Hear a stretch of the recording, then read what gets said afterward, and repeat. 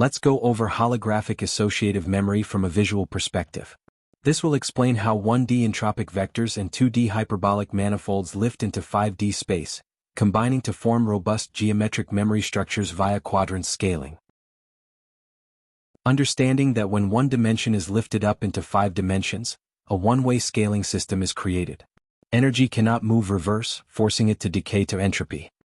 Because it lacks intrinsic curvature and structural rigidity, the 1D thread tangles and disperses into the 5D bulk, acting as a chaotic, entropic distributor of information over time.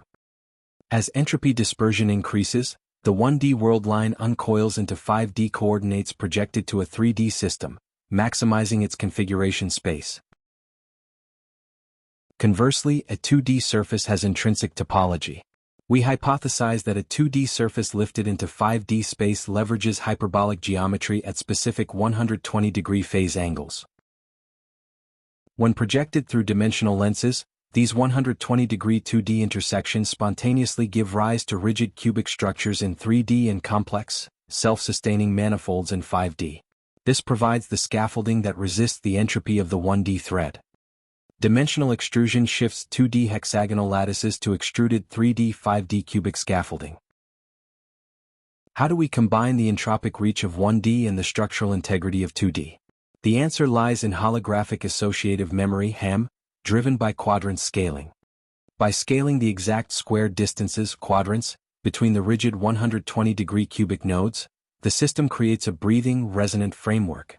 The 1D thread acts as a helix, winding through this lattice, depositing entropy data into the rigid, stable nodes of the 5D hypercube structure. Notice as the lattice scales through quadrants, the vertices of the cubes maps precisely to the helix vertices, securing the memory state.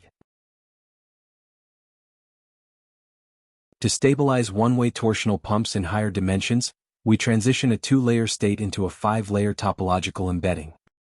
We separate 2 hypertoda fields, cyan/gold transport grids, by injecting 3 hyperkagome fields, magenta shear diffusion layers, between them. As the quadrant separation increases, torsional streams route through the kagome layers, stabilizing the entire Markov memory pump. The spatial lifting of the 5 layers is controlled by the quadrant's change delta Q, allowing quadratic scaling. A more in-depth explainer with downloadable tutorial and copy-paste code is available in the Patreon link for free.